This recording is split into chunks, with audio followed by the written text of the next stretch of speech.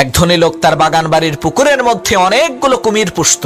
একদিন সেই ধনী লোকটি তার সেই বাগান বাড়ির মধ্যে বিশাল একটি পার্টির আয়োজন করলো। অনেক লোকজন সেই ধনী লোকটির আমন্ত্রণে সেই বাগান বাড়ির পার্টিতে এসে জনমের মতো ভালো মন্দ খেলো। এরপর সেই ধনী লোকটি মাইক দিয়ে ঘোষণা করলো, আপনাদের মধ্য থেকে কেউ যদি আমার এই কুমির বোঝাই করা পুকুরটি পাড়ি দিয়ে সাঁতরে এই পাশ থেকে ওই পাশে যেতে পারে, তাকে আমি 10 কোটি টাকা দেব, না হয় তার সাথে আমার একমাত্র সুন্দরী কন্যাকে বিয়ে দেব।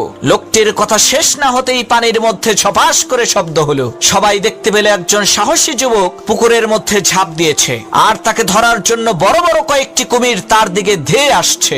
এদিকে সেই যুবক ছেলেটি প্রাণে বাঁচার জন্য তার সমস্ত শক্তিকে একত্রিত করে ঊর্ধ্বশ্বাসে সামনের দিকে সাঁতরে যাচ্ছে। এক পর্যায়ে সেই ছেলেটি কোনো ক্রমে পুকুরটি পাড়ি দিয়ে পুকুরের ওই পারে যেয়ে উঠল। ছেলেটির এত বড় বিজয় দেখে সকলেই হাতে তালি দিল। আর সেই ধনী ব্যক্তি সেই ছেলেটিকে জিজ্ঞেস করলো, বাবা তুমি কি 10 কোটি টাকা নিবা নাকি আমার মেয়েকে বিয়ে করবা? তখন সেই ছেলেটি বলল, আমি আপনার টাকাও চাই না, আপনার মেয়েকেও চাই না, আমি শুধু জানতে চাই কোন শালা আমাকে ধাক্কা দিয়ে এই পুকুরের মধ্যে ফেলে দিছে।